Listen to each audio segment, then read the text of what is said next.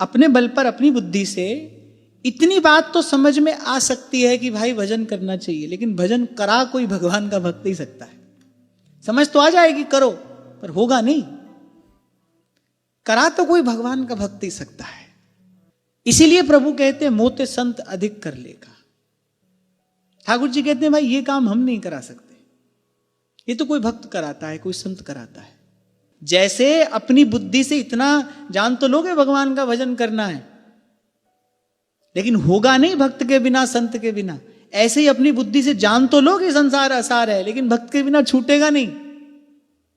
हरि शोधन हृदय दियो, छुड़ा दियो संसार। कोई नई बात थोड़ी हम आपको बता रहे हैं कि संसार दुख रूप है। कौन है जिसको इस दुख रूप संसार से दुख न मिला हो?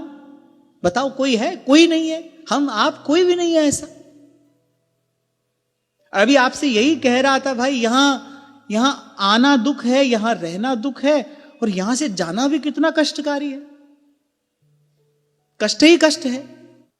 तो दोनों कार्य संत कराएगा। समझ तो हम लेंगे, अच्छा समझ भी सब नहीं सकते, लेकिन कोई बड़ा बुद्धिमान हो, प्रज्ञावान हो। अब जैसे व्यास जी समझ तो सब बात लिए,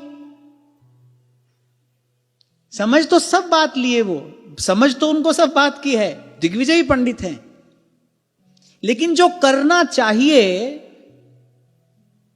वो कर नहीं पा रहे, जो छोड़ना चाहिए वो छूट नहीं रहा। ऐसा थोड़ी है कि व्यास जी नहीं जानते संसार असार है। वेदों शास्त्रों के ज्ञाता हैं, महापंडित हैं, वो जानते हैं, लेकिन जो छूटना चाहिए वो छूट नहीं रहा, जो होना चाहिए वो हो नहीं रहा। हुआ कब? जब महाप्रभु जी की शरणागति मिली, तब कहा अब मैं वृंदावन धन पायो, अब तक तो सोवत हुतो विषय मंदिर में, हित गुरु टेर जगायो, अब मैं वृंदावन धन पायो।